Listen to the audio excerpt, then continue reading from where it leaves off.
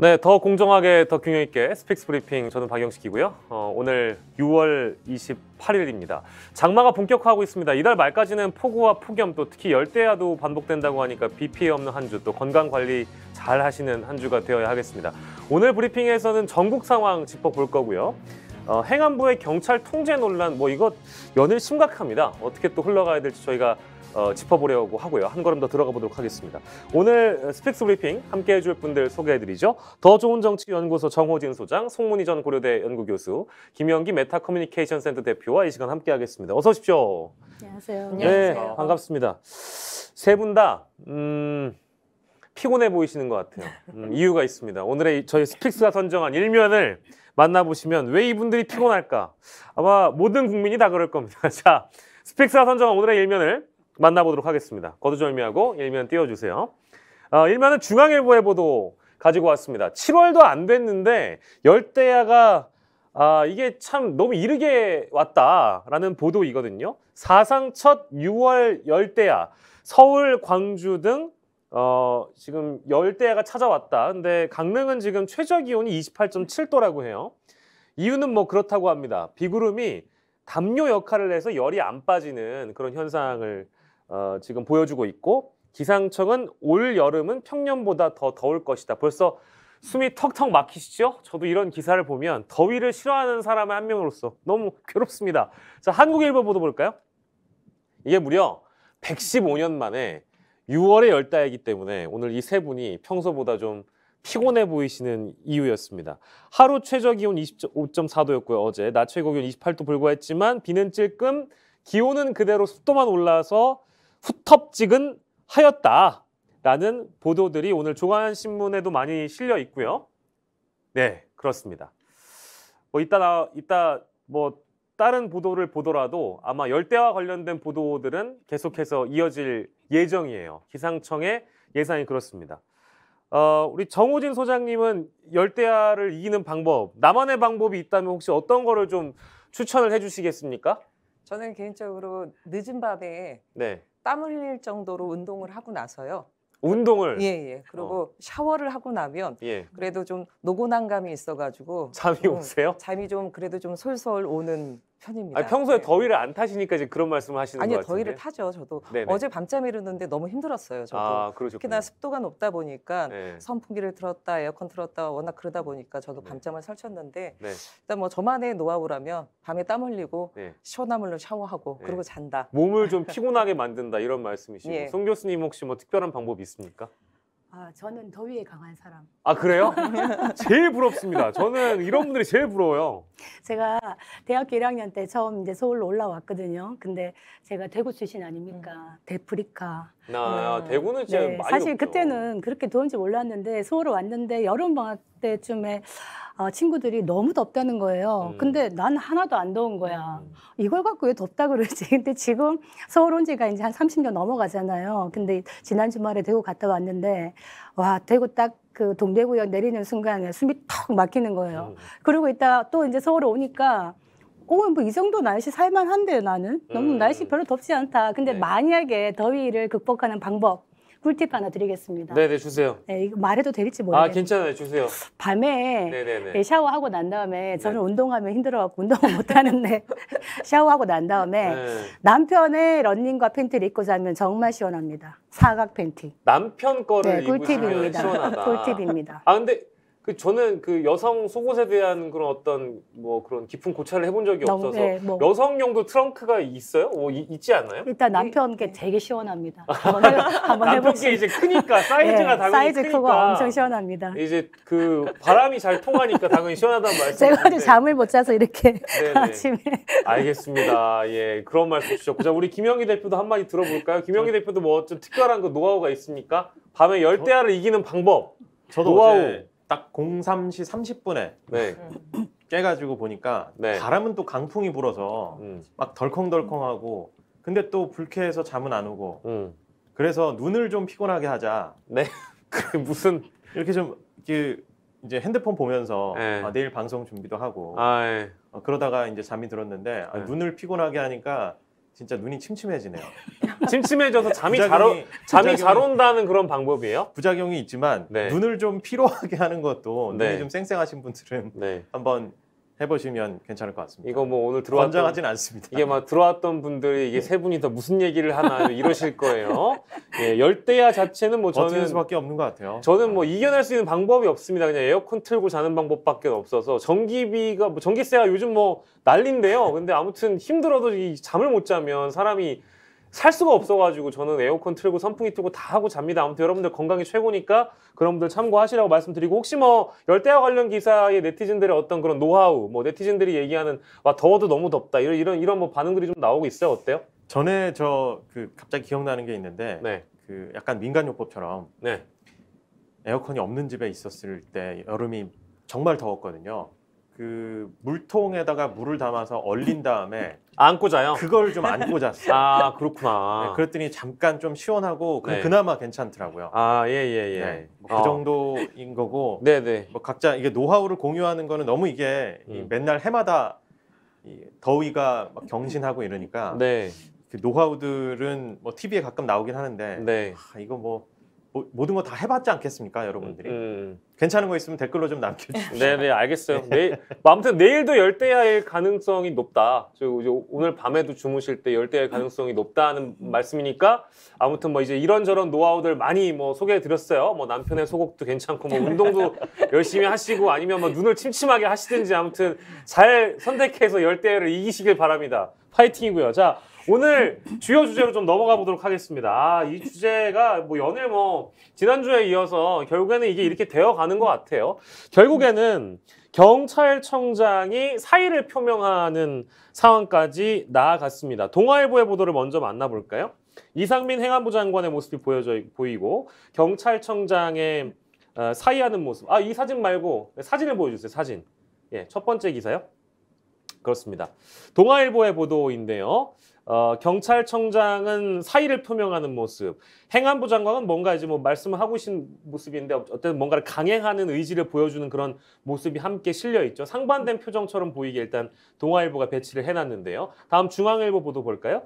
대통령은 출국, 경찰국, 즉 행안부 내 경찰 지휘 조직이 발표되는 날에 경찰청장은 사의를 표명했다. 물론 이 사표 수리가 지금 막 된 것은 아닙니다. 아직 보류가 되고 있는 상황이고요. 뭐 현 시점에서 만약에 실제 뭐 전자결제를 통해서 뭔가 뭐 수리가 된다든지 하면 저희가 말씀드릴 텐데 아직은 뭐 이제 그런 게 들리지 않고 있어요. 법과 절차에 따라 처리를 하겠다. 이상빈 행안부 장관의 말씀을 좀 전해드리고요. 다음 기사 만나볼까요? 경향신문입니다.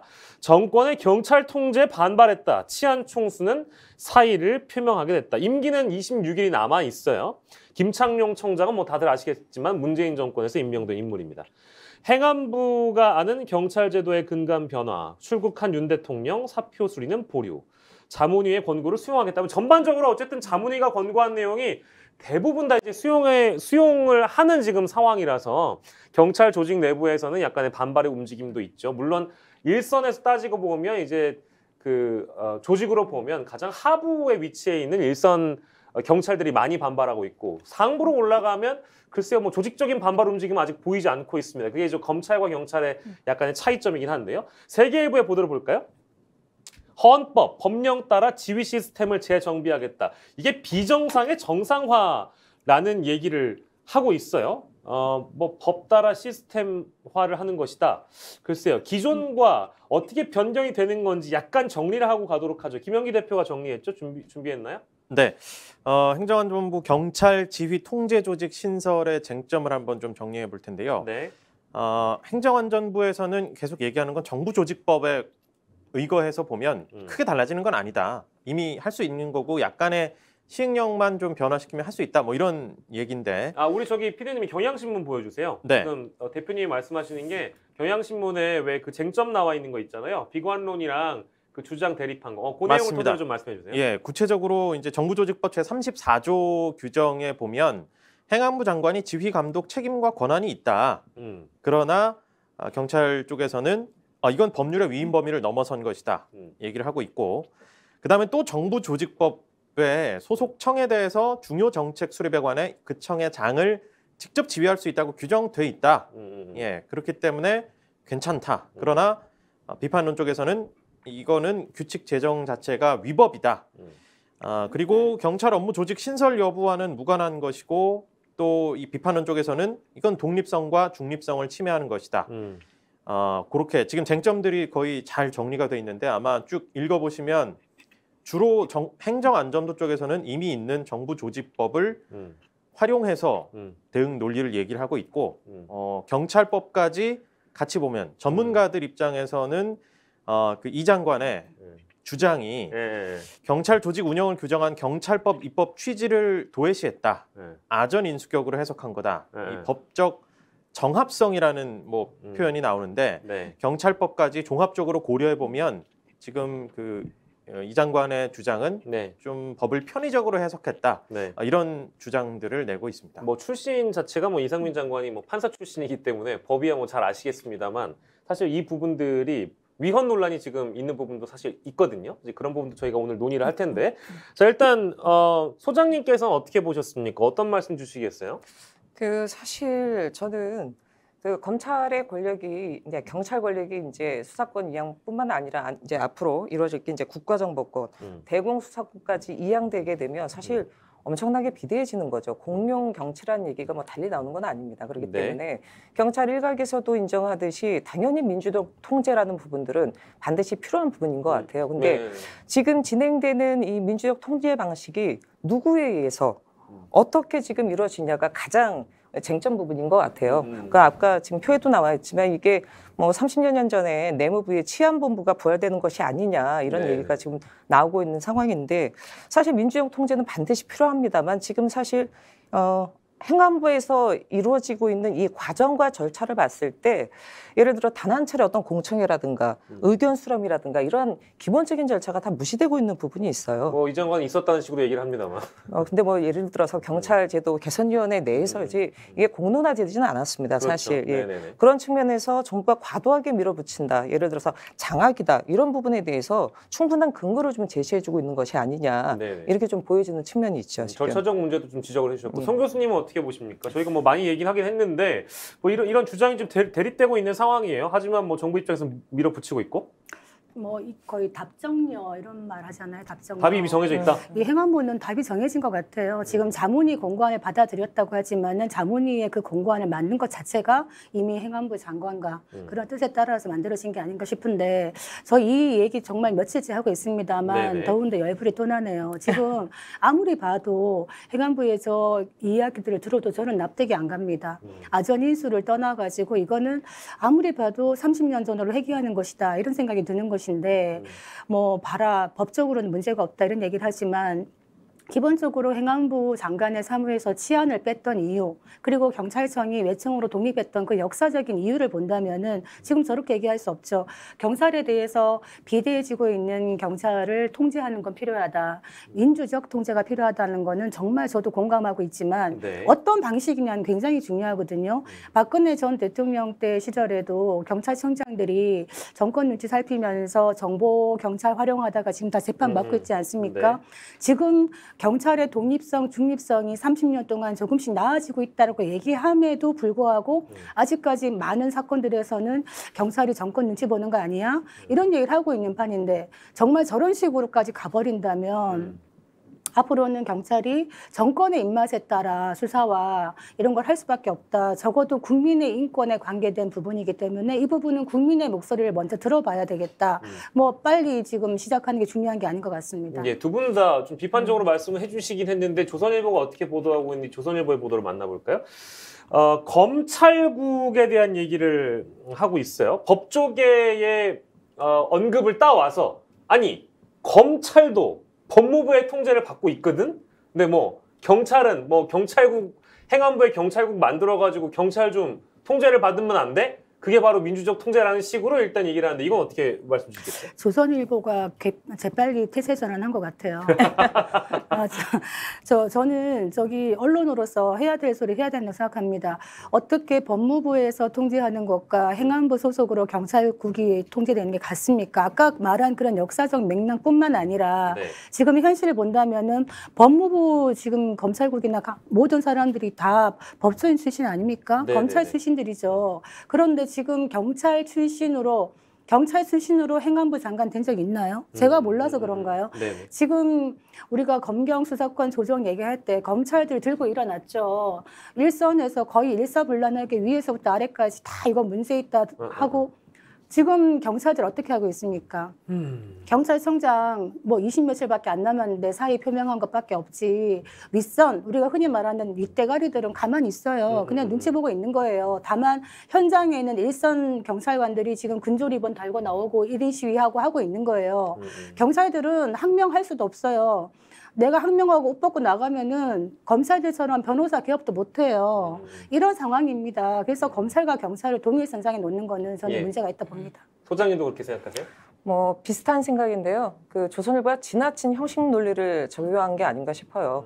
그 앞서도 뭐 우리 송 교수님도 말씀하셨지만 그 내무부 치안본부에서 이제 독립적인 경찰청법이 만들어졌던 역사적 배경이 있는 것이죠. 그렇습니다. 뭐 이승만 정권 때도 경찰이 부정선거에 개입하지 않았습니까? 박종철 그 고문치사 사건이 있었고 그리고 91년부터 이렇게 된 부분인데 네. 사실 이거를 다시 되돌리겠다라는 거는 역사적 퇴행이에요. 어찌 본다면 구태 부분이거든요. 예. 그런데 법무부에는 검찰국이 있으니 행안부에는 경찰국이 있어야 된다. 이건 사실 역사에 대한 어쩌면 모래일 수도 있고요. 대단히 좀 퇴행적인 부분이고 형식에 맞춰서 말을 끼워 맞추는 그런 지금 상황으로 치닫고 있다고 보여집니다. 예, 예전에 그러니까 내무부 장관이 있었던 시절에 치안본부장 관계가 이제 과거에 그랬기 때문에 직속 상하 관계라서 뭔가 정권의 수하처럼 뭔가 이렇게 부릴 수 있는 그런 시기가 있었죠.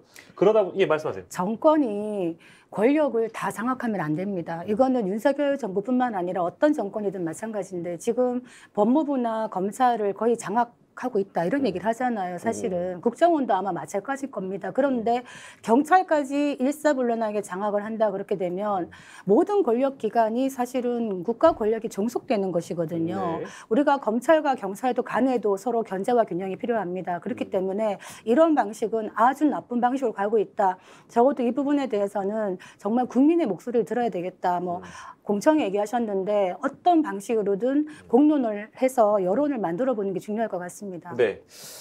이게 뭐 사실 거의 일주일 정도 경찰국 얘기가 나오고 나서 거의 한 일주일 정도 저희가 그래도 매일 다뤘던 주제이긴 한데 관련된 인터넷의 반응들, 여론들은 좀 변화가 있어요? 어때요, 김영기 대표?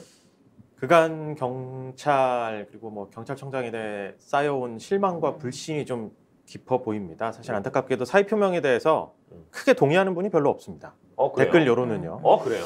그러니까 임기도 얼마 남지 않은 상황에서 그냥 이거는 회피하는 거 아니냐. 본인이 정치적이라는 걸 인정한 꼴이다. 바꿀 힘도 의지도 없다. 그거 국민의힘 입장인데. 뭐라도 보여줘야 편을 들지 의무는 저버리고 권리만 주장하는 건 지금 이제 비판받고 있는 이른바 이 검찰공화국 이 정권과 다를 바 없는 거 아니냐.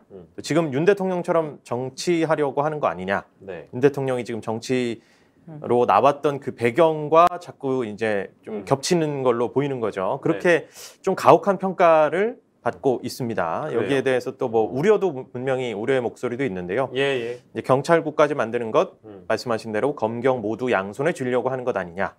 이런 의견도 있습니다. 인터넷 미지만 예. 경찰청장 사의 표명은 저는 맞득치 않아요. 지금 시점에서. 더 있어야 된다? 아니 저런 식으로 하는 게 대통령 출국하는 날 맞춰갖고 또 저렇게 하고 지금 사표가 아직 뭐 수리된 것도 아니고 예. 사표 던지고 나서 휴가 가셨잖아요. 네네네. 지금 일선 경찰들은 시위하고 난리인데 저는 저거는 리더로서의 모습은 아닌 것 같다. 이 아, 생각이 근데 듭니다. 제가 또 여기서 우리 우리란 표현 쓰면 안 되겠죠? 아무튼 김창룡 경찰청장 살짝 편을 들겠습니다. 아니, 이상민 장관이랑 100분이나 통화를 했다는 거 아니겠습니까? 100분 동안 통화해가지고 이거 좀 아예 하지 말아달라가 아니라 이거 좀 유보를 하자 이렇게 얘기를 했는데 이상민 장관이 들어주지 않았다라는 사실을 밝히며 수용이 안 된다. 사퇴 의사를 밝힌 것으로 신문들의 보도에 따르면 그렇거든요. 이러면 이상민 장관이 아니라 김창룡 청장은 좀 할 만큼 한 거 아닙니까? 제가 김창룡 청장이라면 더 있습니다.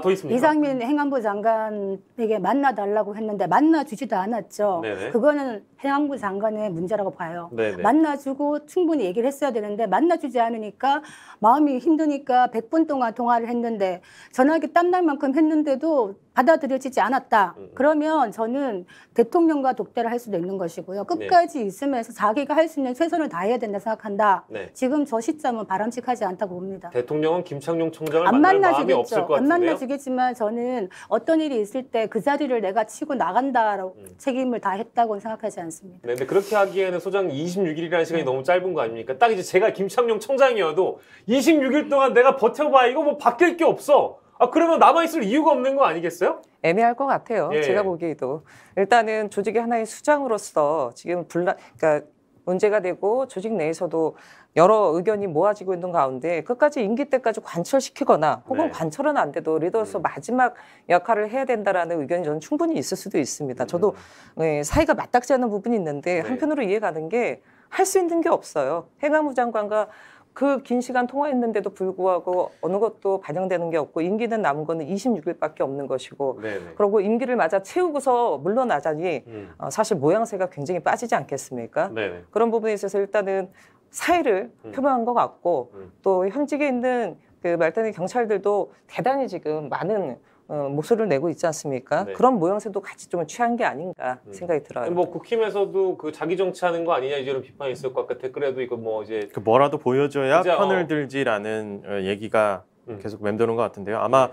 그러니까 이 지금 상황에서 임기가 얼마 남지 않은 상황에서 할 수 있는 게 현실적으로 뭐가 있겠느냐라는 아마 그거는 대부분 동의를 하겠지만 네. 끝까지 싸우는 모습, 그래서 국민의 여론을 조금 돌리려는 노력이나 경찰 자체의 어떤 모습들이 딱히 보이지 않는다라는 게 아마 댓글 민심에서 나타난 부분이 아닐까 싶습니다. 알겠습니다. 근데 뭐 이제 이렇게 하고 나서 나중에 우리 김창룡 총장께서 그 정치권에 발을 들이지만 않으면 된다 이렇게 생각하시는 분들이 있는 것 같은데, 근데 뭐 전 반대로 뭐 왜 그러면 안 됩니까? 사실 다 그렇게 정치하잖아요. 그잖아요. 근데 뭐 그러면 안 됩니까? 근데 사실 뭐 제가 뭐 편을 드는 게 아니라 뭐 정치를 하는 거에 대한 그 영역을 비판하는 것과 지금이 그 26일 남은 어떤 경찰청장으로서 작금의 사태에서 어떤 의사를 표명하느냐, 어떤 방식을 표명하느냐 좀 구분해서 봐달라는 얘기죠. 정치를 하는 건 전 뭐 자꾸 정치 혐오를 뭔가 조장하거나 이러고 싶진 않아가지고 정치하는 건 자유이기 때문에 하지만 이거를 뭔가 정치적으로 막 계산해서 이런 행동을 했다까지 우리가 막 얘기를 하면서 굳이 막 비판할 필요는 없을 것 같다라는 게 제 생각이고요. 알겠습니다. 자, 그렇다면 하나 더 짚죠. 경향신문 보여주세요.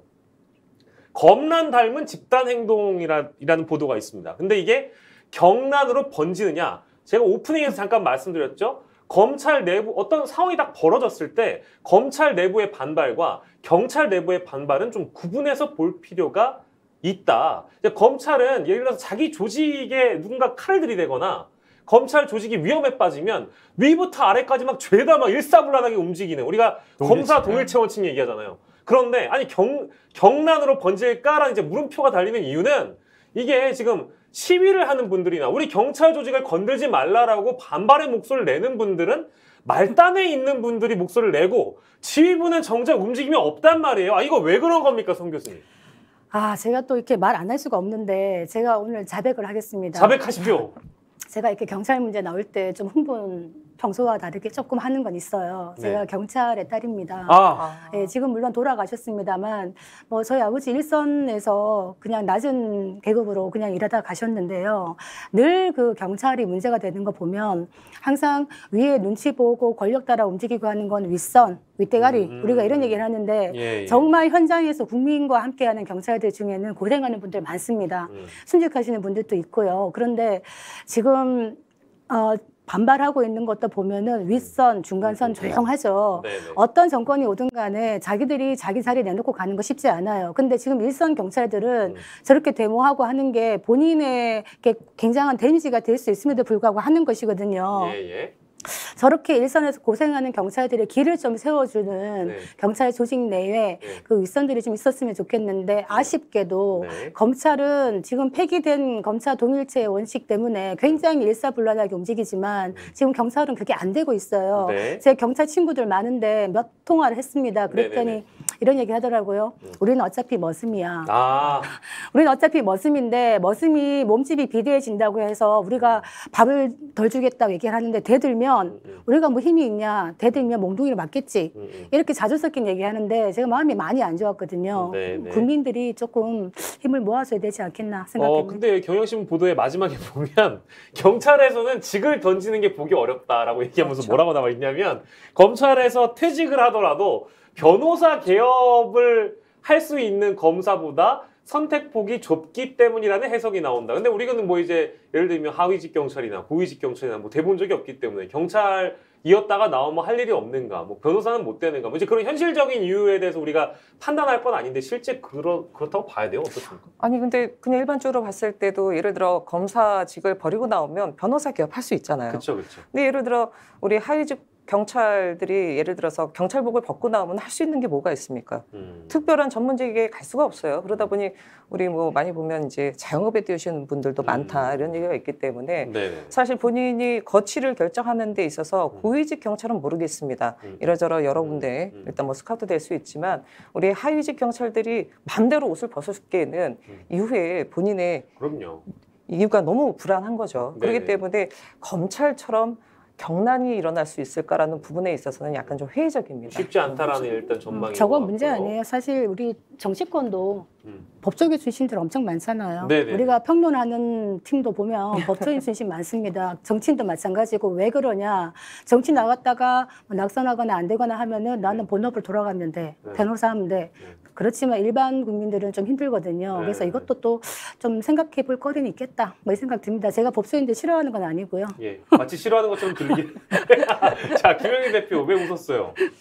글쎄요, 저는 이제 그 최근에 네. 경찰들이 나오는 영화가 사랑을 또 많이 받고 있잖아요. 범죄도시 2? 범죄도시 2도 그렇고 재밌어요. 진실의 그전에 방으로 이제 뭐 가볼까요? 극한 재밌어요. 극한 직업도 그렇고 있었죠. 예.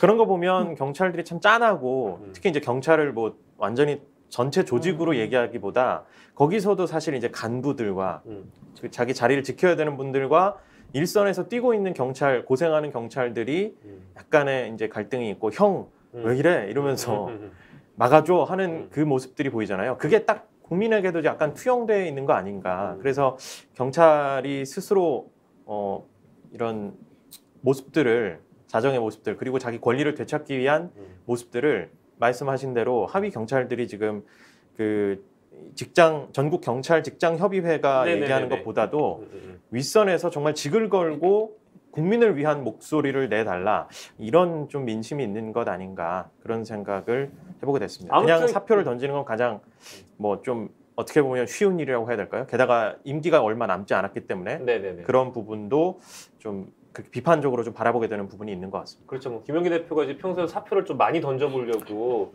그 젊은 시절에 막 그랬던 시기가 있었기 때문에 이제 함부로 좀 던지지 말아달라. 이제 또 얘기를 네. 풀어갈 수 있는 방식 다양할 수 있어요. 우리 그 경찰 직장 협의회 여러분들 아무튼 뭐 고민이 많으시겠지만 검찰에서 퇴직을 하면 변호사 개업이 가능하고 뭐 이제 이런 것들을 하나의 전망으로 아무튼 경향신문이 담아놨습니다. 그 차이점에 대해서 경란이 가능할까? 이제 물음표였습니다. 자, 다음 기사로 넘어갈 텐데 이번엔 검찰 쪽으로 갈 거예요. 근데 제목은 바로 이것입니다. 검수 완박 완박. 검수 완박을 완박한다. 이제 이런 의미인 것이죠. 누가 이것을 가장 최정점에서 이제 이거를 하고 있는가? 서울신문의 보도를 보겠습니다. 뭐 제가 뭐 나이는 없는 형님이기 때문에 도훈이 형님. 요즘 뭐 언론에 나오면 저렇게 일거수일투족이 왜 이렇게 사진 기자들은 왜 자꾸 멋있는 것만 담아주는지 모르겠어요. 그리고 뭔가 제목과 사진의 배치가 뭔가 오묘하게 뭔가 좀 맞닿아 있는 것 같기도 하고요. 아무튼 뭐 저 사진에 대한 배경이 뭐 있는지는 기자 출신 우리 김 대표한테 이따 물어볼 건데 서울신문 보도 절차 위법, 국민기본권 보호 위반, 검수완박, 실질적 피해자 강조라는 제목을 달아놨는데요. 법무부의 검수완박법 권한쟁의 심판 청구 사유를 들면서 법무부가 결국에는 검수완박의 완박을 위해서 권한쟁의 심판을 선택했다는 내용을 보도하고 있습니다. 동아일보 보도 볼까요? 앞서 얘기한 내용을 심판 청구했던 내용을 보도를 하면서 심지어 한동훈 법무부 장관은 이렇게 얘기를 했습니다. 필요할 때는 내가 출석을 하겠다. 검수완박을 완박하겠다. 이런 의지를 드러낸 것이겠죠. 서울신문 보도 이어서 볼까요? 일면 보도인데요. 검수완박 헌재로 반격 나선 한동훈 검사 5명과 함께 권한쟁의 공동 청구를 했다고 하는데요. 조선일보는 조금 더 한 걸음 더 들어가 버렸습니다. 담당 검사 중에 한 명이 통진당 해산을 담당했던 검사다. 검수완박 소송을 총괄하는 사람이다라고 이제 좀 세부적으로 들어갔고요. 요 정도까지만 만나볼까요? 검수완박을 완박한다. 그 의지가 몰랐던 건 아니에요. 새로운 내용은 아닌데 이게 사실 국회 상대로 헌재의 권한쟁의 심판을 청구하는 것은 기존의 사례가 어땠는지도 좀 궁금하기도 하고 좀 이례적으로 느껴지기도 합니다. 소장님께서는 어떻게 보셨어요? 저는 이게 새롭지 않았어요. 왜냐하면 지금 헌재에 권한쟁의 심판 청구를 한 게 국민의힘도 청구를 했고 네네. 어떤 시민사회단체도 청구를 했고 이미 어느 정도 예고가 됐던 부분입니다. 근데 다만 법무부가 했다는 점에서? 예. 그러니까 다만 지금 법무부, 검찰이 같이 한 거잖아요. 여기서 네. 좀 두 가지 말씀드리고 싶은 게 네. 행정부가 입법부 권한에 좀 시비를 거는 것이 아니냐라고 좀 비춰질 수 있습니다. 네. 극히 좀 이례적인 부분이거든요. 그리고 어차피 상권분립이라는 부분들이 누누이 강조해왔고 그거는 윤석열 대통령도 그런 걸 자주 언급하지 않았습니까? 근데 네. 사실상 이거는 지금 행정부가 입법부 권한에 시비를 거는 부분이기 때문에 헌재에서 시시비비를 가려봐야 되겠지만 이미 유사한 내용이 헌재에 올라왔기 때문에 아마 병합해서 같이 하게 될 거라고 보여지는데 예. 굳이 그렇게까지 할 필요가 있는가? 애써 법무부의 행정력을 그렇게 낭비할 사안인가? 라는 생각이 하나 들었고요. 법무부 검찰이 같이 움직였습니다. 검사 동일체가 아니라 이제 신조어가 법무검찰 동일체가 될 것 같아요.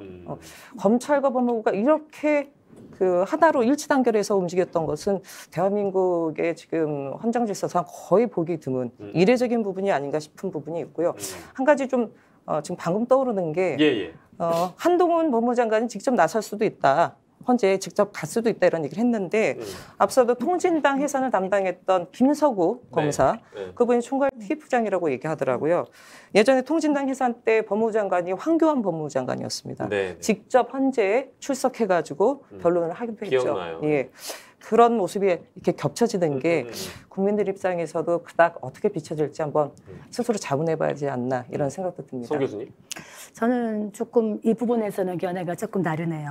지금 한동훈 법무부 장관이 저렇게 하고 있는 게 저는 개인적으로는 맞다고 봅니다. 왜냐하면 지금 헌법에서 정해진 국민의 기본권과 관련된 사안이거든요. 검경수사권 제가 검수완박이라고 말하지 않겠습니다. 그냥 객관적으로 검경수사권 조정이라고 쳤을 때 그 입법이 되는 과정을 살펴보자.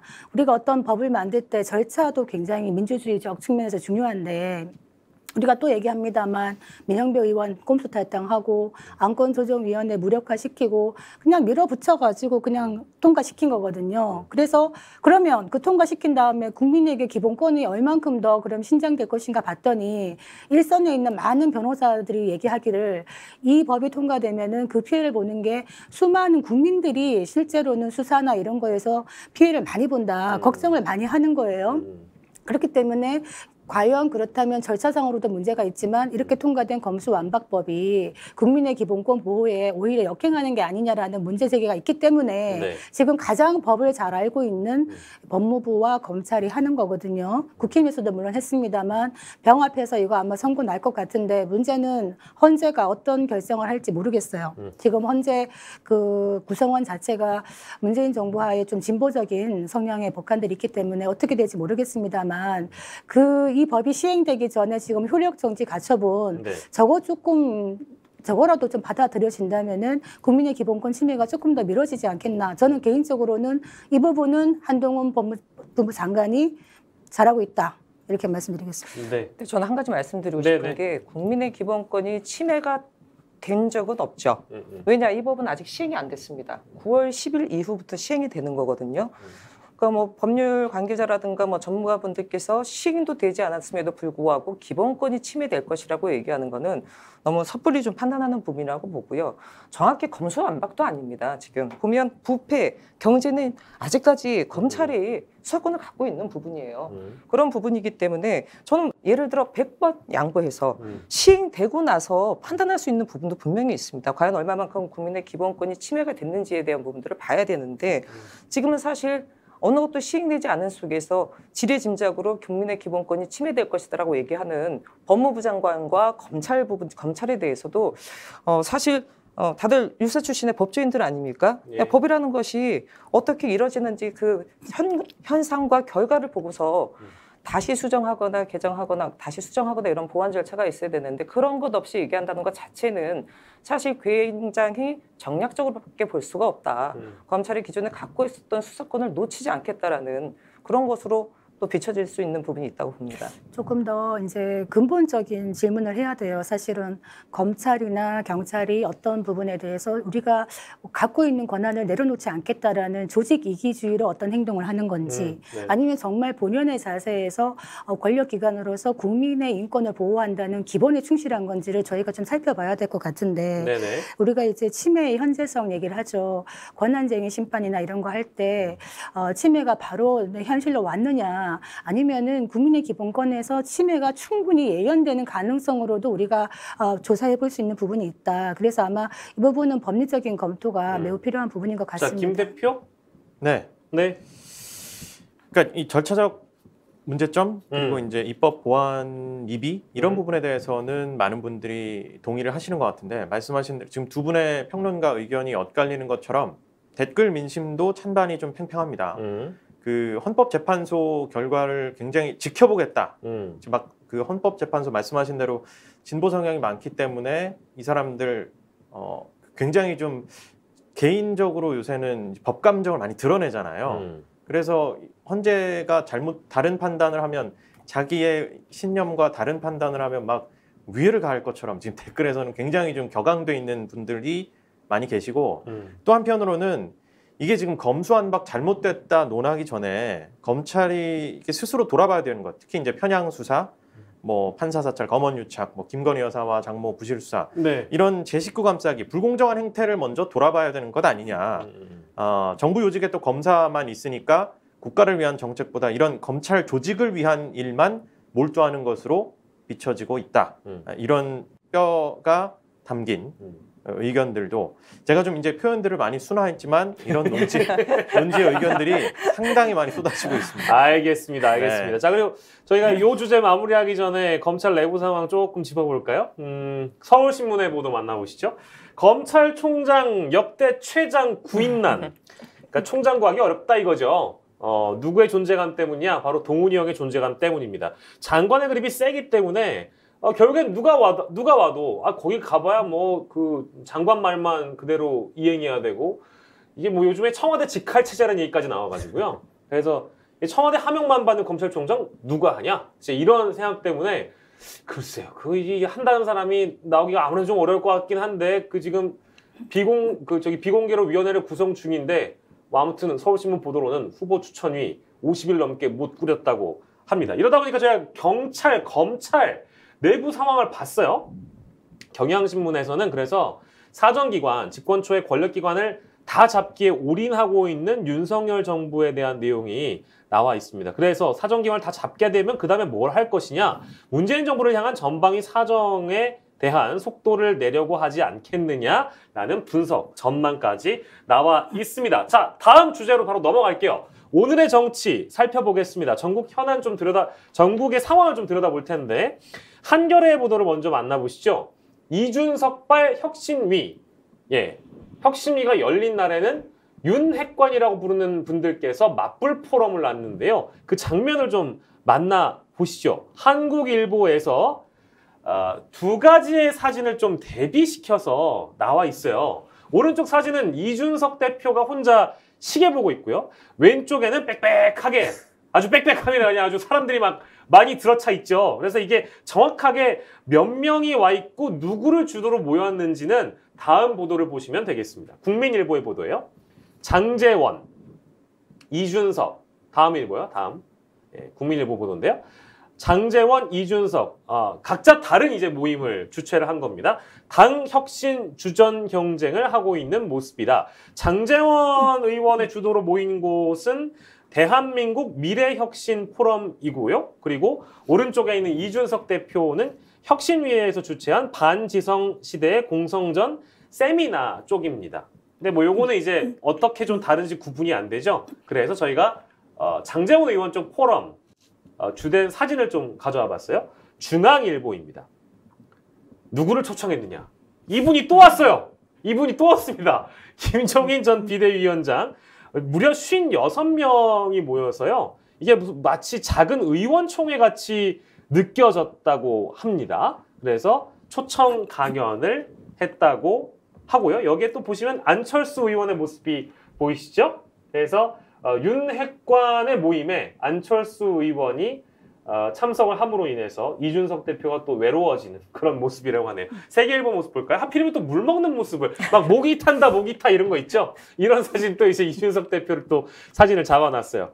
자, 이런 여당의 모습을 봤는데요. 함께 만나봤는데요. 어떤 자중질환 양상이란 제목까지 일단 달아놨는데요. 송 교수님 어떻게 보셨습니까? 저 그림 재밌어요. 한 번 더 비춰주시면. 네네네. 저 김종인 박사 옆에 안철수 의원, 장제원 저렇게 있는데 저 참 재밌는 게 전 정치 보면서 항상 이게 좀 강직한 사람들이 정치하기 힘들겠다 생각하는 부분이 뭐냐면 어제 욕했던 사람들이 언제 그랬냐는 듯이 또 같이 다 같이 모여서 모여있잖아요. 있어요. 사실 저 세 분 관계가 뭐 아시는 분 아시겠습니다만 김종인 박사랑 장제원 의원 굉장히 관계 안 좋아요. 안철수 의원도 별로 썩 좋은 관계 아닌데 노병은 죽지 않는다. 제가 김종인 박사님 컴백하실 거라 얘기했잖아요.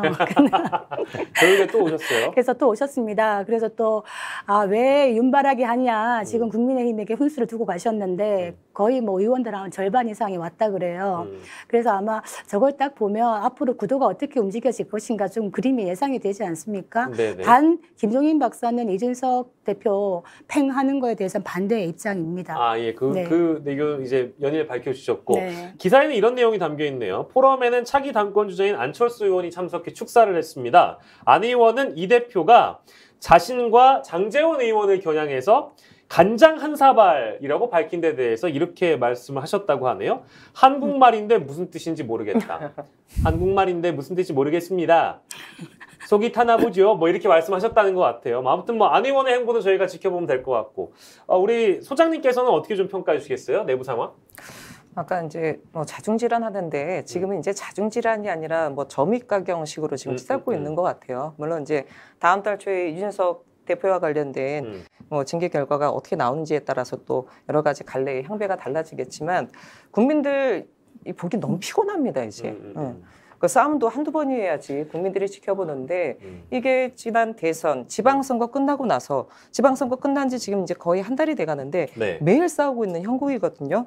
그 싸움 구경도 너무 하다 보면 국민들이 힘들어지기 때문에 이제 어느 정도 국민들을 좀 바라보면서 좀 어느 정도 조절을 좀 해야 되지 않나 이런 생각도 들고 예. 김종인 전 비대위원장이 다시 등장을 했습니다. 예, 아까 비슷한 말씀도 해주셨는데 확실히 정치의 명언 중에 하나가 있어요. 정치는 영원한 적도, 영원한 동지도 없다라는 말이 있는데 네. 그것을 아마 몸소 좀 보여주고 계시는 게 우리 김종인 전 비대위원장이 아닌가 이런 생각이 이제 이런 드네요. 상황 때문에 지금 뭐 두 분께서 잘 평가를 해주셨는데 국정평가에 대한 부분이 잠깐 나왔는데요. 세계일보도 다시 한번 보여줄까요? 노란색 네모를 보시면 긍정 46.6%, 부정 47.7%에서 국정 지지도가 첫 데드 크로스를 보였다고 합니다. 지금 제가 그 기사 설명하고 있잖아요. 어디 가요? 빨리 다시 돌아오세요. 돌아오세요. 네, 자 좋습니다. 국정 지지도 첫 데드 크로스 했다고 하고요. 이건 뭐 이제 첫 데드 크로스이기 때문에 그냥 잠깐 언급만 해드린 거고요. 다음 장면을 만나볼까요? 서울신문 보도인데요. 사면초가 이준석, 최고위 마이크 놓고 윤심 못 잡고 이렇게 지금 보도를 했고요. 그리고 여기에 서울신문이 뭐에 또 주목을 했냐면 권성동 원내대표는 누구를 환송했다? 바로 윤 대통령을 순방길에 환송했는데 누가 안 나왔다? 이준석은 안 나왔다라면서 다음 신문이에요. 네, 다음 신문. 예, 제 말을 좀 따라가 주세요. 우리 제작진들이 지금 정신줄을 놓고 있네 지금. 자, 이준석은 안 나왔다. 근데 이게 그래요. 그러니까 대통령 순방길에 집권여당 대표가 주로 나갔던 걸로 기억하는데 이준석 대표가 안 나간 거에 대해서는 이건 뭐 어떻게 봐야 될지 뭐 궁금하기도 하네요. 송 교수님. 저거 문제가 있죠. 권성동 원내대표는 나갔잖아요. 수석 부대표도 나갔는데 지금 당대표가 안 나갔어. 이유는 허례허식을 안 하겠다고 했는데 허례허식을 멀리하는 모습을 보이겠다는데 제가 부합하는 게 맞지 않겠냐 이제. 권 원내대표는 개인 자격으로 갔다는데 원내대표 아니에요. 네네네. 그래서 어떻게 보면은 이준석 당했다 이렇게 보여지는 게 맞는데 네네네. 저렇게 해서 만약에 이제 이준석 대표는 윤 대통령하고 윤핵 간의 마음이 같냐라는 질문에 같으면은 나라가 큰일 난다 이렇게 얘기했는데 제가 볼 땐 나라가 큰일 나는 게 아니라 본인이 큰일 난다. 그렇게 받아들여질 것 같아요. 그래서 저런 모습이 예, 예. 저는 지금 윤핵관이든 이준석 대표든 간에 어떤 저 여당의 아까 자중질환 얘기하셨는데 저런 모습이 결코 아까 뭐 지겹다 얘기하셨지만은 짜증 빈도수 높이잖아요. 네. 지금 네. 윤 대통령 반반으로 지지도가 지금 떨어지고 있고 하는 이유가 저런 모습도 윤 대통령에게는 굉장한 부담으로 작용한다. 계속되고 이 수습을 제대로 이렇게 수습하지 못한다. 그러면은 계속적으로 대통령의 국정 운영에 심각한 문제를 제기할 수 있겠다 이런 생각이 듭니다. 네, 소장님은요? 아니 뭐 이상해 보이진 않습니까? 허례허식일 수도 있죠. 아니 왜냐하면 정치라는 게 늘 변화하는 게 정치 아니겠습니까? 네네. 고정관념을 탈피하고자 하는 모습도 사실 필요한 거고 네. 정치라는 게 고정된 게 아니에요. 뭐 의전이나 이런 부분에 대한 기본이 있는데 반드시 당대표가 가야 되냐라는 부분에 있어서는 저는 좀 그렇고 이게 국빈방문으로 가는 부분이 아마 아닌 걸로 알고 있어요. 제가 봤을 때. 예. 또 그런 어떤 의전에 대한 그런 부분이 있는데 뭐 사실 뭐 허례허식이라고 얘기는 했지만 안 갈 수도 있다고 봐요. 그러나 지금 상황에서는 안 갈 수도 있다고 보기보다는 말씀하셨듯이 당내에서 고립무원 처지에 지금 점점 가고 있는 것이 아닌가 이런 생각도 들고요. 예, 예. 많이 좀 갈등했을 것 같습니다. 대통령실 차원에서 저는 이제 이준석 대표 혹시 배제하지 않았는지 뭐 이런 생각도 아무튼 드는데 혹시 뭐 김 대표 우리 준스톤한테 하실 말씀 있습니까? 아니 지금 이제 댓글로 보면 예. 이제 장제원 의원은 그렇게 얘기하지 않았습니까? 뭐 갈등 없는데 이게 언론이 갈등을 유발한다 네. 이런 얘기를 했는데 과연 이제 언론이 조성한 갈등 구도인지 네. 아니면 실제 당내 상황인지 이준석 대 장제원 대 이준석 댓글 민심을 좀 살펴보면요. 네네. 일단 보수 지지층으로 보이는 댓글에서도 편가르기가 좀 확실하게 일어나고 있는 것 같습니다. 그 혁신위 관련해서도 혹시 이준석 사조직이 아니냐 이런 의혹의 눈초리 또 있고요. 대표로서의 리더십 문제 있고 당대표 개인 문제 등이 이제 비판의 대상이 되고 있고 장제원 의원을 향해서도 국힘의원이 몇 명인데 내 편, 네 편 가르고 있느냐. 네. 또 윤핵관이 오히려 대통령에게 피해를 주고 있다. 또 뭐 아들 문제로 본인도 떳떳할 거 없는데 전면에 나서는 것에 대한 이제 불편감이 있는데 예. 좀 정리해 보면 두 분 다 뭐 온전한 지지를 받고 있는 건 아닌 것 같아요. 예. 댓글상으로는 비호감 전쟁이다 이렇게 정리할 수 있을 것 같습니다. 네, 마지막으로 알겠습니다. 예, 요 댓글 하나 네네, 소개해드릴까요? 정치인이 이제 와서 공부해서 나라 살림 맞는 게 맞냐? 공부 모임이라고 하니까 다 공부된 상태에서 정치인 하는 게 맞는 거 아니냐? 뭐 이런 의견들도 있습니다. 세력화하는 것이 뻔히 보인다 이런 비판입니다. 그것도 뭐 맞는 말씀이시네요. 좀 미리미리 좀 공부를 하세요. 뭐 모여가지고 지금 공부한다 되겠습니까? 공부는 평생 해야죠. 평생 교육. 평생 그것도 맞는 또 얘기네요. 아까 그 포럼 이름 너무 어려워요. 반지성의 뭐 공성전. 저는 지금도 반지성주의가 뭘 얘기하는지 제가 정치 철학도 공부를 했지만은 도대체 이 반지성주의를 뭘 갖고 얘기를 하는지 잘 모르겠어요. 그래서 그런 질문도 공부 계속 하셔야 될 것 같아요. 네, 알겠습니다. 자, 오늘 마지막 주제는 저희 시간이 이제 한 8분 정도 남아 있는데 오롯이 이 주제에 좀 몰입을 하도록 하겠습니다. 다음 주제는 바로 노래 제목에서 따왔습니다.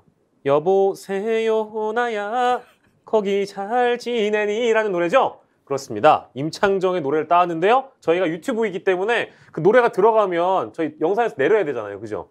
그래서 제가 대신 불렀어요. 그건 상관없대요. 자, 어디가 잘 지내는지 묻고 싶냐? 바로 이곳입니다. 한겨레 보도인데요. 권영길 전 대표, 그 흰머리, 이게 지금 흑백 사진이긴 한데 예전에 저희가 알던 권 전 대표님의 모습과 많이 좀 달라 보이는데 뭔가 고심에 좀 잠겨있는 모습이시네요. 그리고 옆에 있는 정의당 이은주 비상대책위원장은 눈을 딱 감고 한숨을 쉬는 모습인가요? 그런 모습으로 보입니다. 정의당 얘기를 좀 하려고 그래요. 한겨레 보도입니다. 진보 정치 원로들 정의당 정체성 고민을 좀 해라. 권영길, 이수호, 강기갑, 천영세 등 2030이 겪는 노동 현실을 반영해야 정의당이 다시 거듭날 수 있다라는 지적을 했다고 하고요. 경향신문의 보도 마지막으로 만나볼까요? 쓴소리를 우리 원로들께서 하셨다고 하네요. 진보 정치 원로 간담회에서 비대위원장을 가운데 앉혀놓고 쓴소리를 하셨다고 하는데 누굴 대표할지 정체성을 세워야 한다는 원로들의 지적을 반대로 다시 해석을 해보자면 그동안 정체성이 없었다는 얘기가 되잖아요. 정의당의 정체성이 실종됐기 때문에 우리 어른들께서 이런 얘기를 하는 거 아니겠습니까? 그죠? 어떤 지적을 좀 해야 될까요, 소장님? 권영길 전 의원님 비롯해서 원로분들이 어제 간담회를 가진 것 같습니다. 정의당이 지난 대선, 특히 지방선거 때 창당 이래 가장 저조한 성적표를 좀 받았죠. 그렇기 때문에 당의 지도부가 사퇴를 하고 지금 이윤주 원내대표가 비대위원장을 맡아서 지금 당을 좀 수습하고 있는 부분인데요. 권영길 전 의원님을 비롯해서 어제 함께 하셨던 분들이 말씀하신 부분 그건 것 같습니다. 정의당 이제 진보정당 아니겠습니까? 민주노동당서부터 이어져온 정당인데 그 출발점은 땀 흘려 일하는 사람들을 대표하는 정당이었습니다. 서민을 위한 정당이었는데 과연 땀 흘려 일하는 사람들, 노동자들 이들을 제대로 대변하는 정의당의 역할을 했었는지에 대해서 어제 따가운 좀 일침의 말씀을 좀 해주신 게 아닌가 싶습니다. 네네. 교수님께서는 어떻게 보세요? 정의당은 그 존재감이 많이 사라졌다라는 평가가 이번 지선을 통해서 많이 나왔긴 했거든요. 아쉬운 평가이긴 합니다만. 여기 오늘 정의당에서 나와주셔서 저 굉장히 반가운 마음이 들었어요. 사실 듣고 싶은 얘기도 많았는데 정의당에 대해서는 저는 개인적으로는 좀 애증을 갖고 있는 그런 감정 갖고 있어요. 사실 여야 어떤 그런 기득권 정당 틈바구니에서 지금까지 명맥을 유지하면서 어떤 진보 정당으로서 대한 정당으로서의 자리를 좀 잡았으면 좋겠다라는 그런 염원이 있었습니다. 그래서 늘 투표할 때 정의당 정당 투표할 때 좀 찍고 이런 식으로 했는데 사실 이번에 할 때는 손이 좀 흔들리더라고요. 찍을 때 정의당을 찍어야 되나 말아야 되나. 혹시 진보당 찍으신 거 아니에요? 그래서 이런 제가 갖고 있는 이런 마음을 많은 정의당 지지층에서 좀 갖고 있지 않을까 생각이 들어요. 근데 성성하셨던 권영길 대표님이 정체성 그런 얘기 하셨는데 이 정체성이라는 건 굉장히 또 어려운 주제예요. 내가 누구인지 말할 수 있는 자는 누구인가 그런 소설이 있었어요. 제가 앵커님한테 너의 정체성이 뭐냐 이렇게 말하면 한마디로 딱 말할 수 있을까요? 박영식이죠 뭐. 그 박영식을 구성하는 정체성이 뭐야? 아이덴티티가 뭐야? 그랬을 때 정의당도 지금 그런 고민의 지점에 왔다. 저 정체성 고민은 사실 정의당뿐만 아니라 여야 다 해야 됩니다. 모든 정당들이 다 해야 되는 건 진보 맞아요. 보수로 나눠져 있다고 얘기하지만은 저는 벌써 그 정체성 잃어버린 것 같고요. 적어도 새로운 정체성을 만들어야 될 타임인데 정의당에 대해서는 안타까운 마음이 크고 응원을 더 보냅니다만 이번에 좀 혁신하면 좋겠다 이 생각이 들어요. 사실상 정의당이 갖고 있는 정체성이라는 게 지금 시점에 그런 평가를 받습니다만 전 기존에 갖고 있었던 어떤 우리 노동자를 대표하는 정당의 정체성이랄까요? 그게 굉장히 뿌리 깊었다고 생각을 해서 이런 야박한 평가는 지금 당장은 쓴소리일 수 있겠으나 이제 차후에 이제 좋은 약이 될 거라는 생각을 하고요. 혹시 소장님 덧붙여 주실 말씀 있으십니까? 여러 가지 이제 정체성과 관련돼서 말씀해 주셨는데 정체성에 대한 여러 가지 평가가 좀 있을 것 같아요. 그러니까 가장 중요하게는 정의당이 이제 노동에 대한 가치라든가 이런 거를 중요하게 여겼던 정당인데 어느 순간부터 노동에 대한 가치보다는 페미니즘 논쟁으로 치다른 것이 아니냐 그런 지적도 있죠. 그런 지적이 사실은 가장 많습니다. 근데 민주노동당 때도 그랬고 정의당도 그랬지만 노동 중심성을 얘기하면서 여성의 정당이었고요. 청년의 정당이었고요. 비정규직의 정당이었고 농민의 정당이고자 노력을 했습니다. 근데 그러한 부분에 있어서 우선순위를 어떻게 할 것인지 이런 부분에 대해서 정의당이 다소 부족한 부분이 있었고요. 또 그럼에도 불구하고 사실 최근에 젠더 갈등 이슈라는 부분들에서 정의당이 비껴나가야 되는 것인가라고 봤을 때 저는 그래서는 안 된다고 보거든요.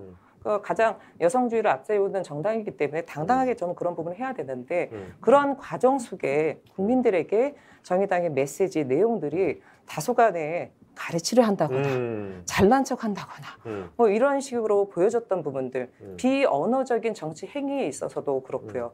그런 부분에 있어서 다소 매끄럽지 못했고 부족했다는 부분들이 저는 읽혀지고요. 한 가지 더 말씀드리면 저는 뼈 아픈 부분이 뭐냐면 그동안 진보 정당이 대한민국 정치에서 했던 가장 중요한 부분은 시대를 선도하는 국민적인 아젠다를 제시했던 겁니다. 맨 처음에 제시했을 때 그게 실현 가능하냐라고 얘기했지만 결국은 이제 너무나 당연한 정책적 상식으로 만들어진 게 있거든요. 우상급식도 그랬고요. 네네네. 우상교육도 그랬습니다. 네. 그런 부분들을 민주당 초기에 얘기를 했을 당시에는 저게 말이 돼. 하지만 10년 지난 후에 대한민국의 정말 보편적인 정책으로 안착화됐거든요.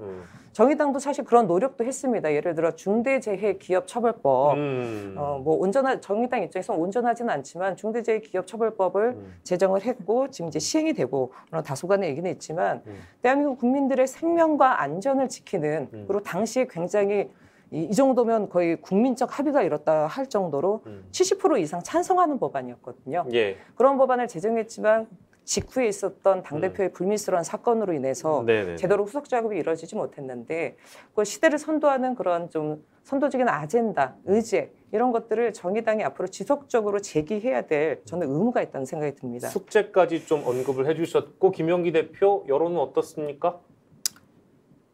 말씀하신 대로 그 번뜩이던 정책의 신선함은 사라졌다. 또 거대 양당의 패부를 날카롭게 찌르던 예리함도 사라졌다.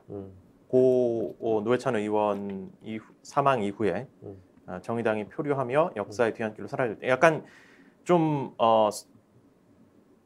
어떻게 보면 이제 끝내야 돼요. 빨리 해주세요. 네, 뼈를 빨리 찌르는 해주세요. 그런 얘기들이 네. 있었고 아무래도 이제 파편화된 사회에서 어떤 소수 약자를 위한 이슈들이 대중의 공감을 얻지 못했다라는 주류의 댓글들이 조금 있었습니다. 페미 얘기는 없어요? 소수 약자들 예, 특히 이제 좀 소수 약자에 대한 것은 좀 논란의 여지가 있어서 저도 이걸 그대로 담기는 그렇고 그래요? 그 부분과 관련해서 그리고 아마 또 하나는 네. 조국 사태에 대해서 어정쩡한 모습을 맞아요. 보였다는 그것도 것, 있었죠. 이 부분에 대해서도 실망하는 의견들이 있었습니다. 저는 정의당에 좀 기대를 하고 싶습니다. 과도한 기대가 될지 모르겠습니다만 소심을 잃지 말자.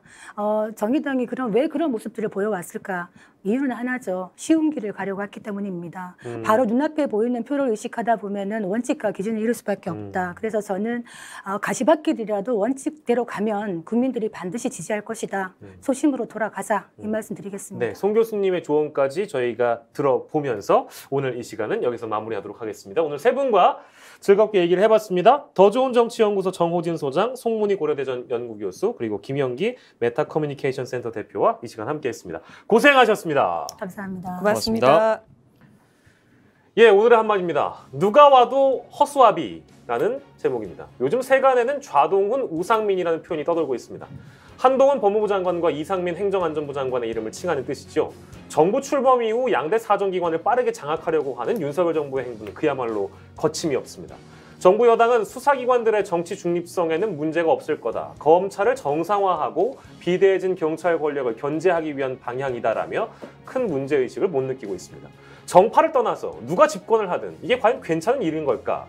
어제 김창룡 경찰청장은 최근 치안감 인사 사태 그리고 경찰국 설치 문제에 반발하면서 사의를 표명했습니다. 치안감 인사 논란은 차치하더라도 행정안전부가 경찰국을 통해서 14만 경찰 조직을 휘어잡는 것이 문제의 본질이겠죠. 검찰은 어떻습니까? 검찰은 총장이 공석입니다. 그런데도 총장 없이 지휘부의 인사가 두 번째 이뤄져서 논란이었죠. 청와대에서 일선 검찰청으로 이어지는 직할 체제를 구축하면서 그렇게 검찰을 평정했습니다. 좌동훈, 우상민이 그려나갈 검경의 아름다운 하모니가 벌써부터 걱정되는 것은 과연 저만의 생각일까요? 그렇지 않습니다. 검찰총장의 공백은 이미 역대 최장이고요. 앞으로도 임명될지 모를 경찰청장도 역시 정권의 하수인일 정도로 머물 수 있다. 이런 예상이 파다합니다. 그렇다 보니까 사람 구하기가 어렵다는 설도 이렇게 돌아다니는 것이겠죠. 검찰총장, 경찰청장, 누가 와도 허수아비. 바지 사장인데 바지로 안 보이는 그 누군가 찾기는 쉽진 않을 것 같습니다. 오늘의 브리핑 여기서 마치도록 하겠습니다. 여러분 고맙습니다.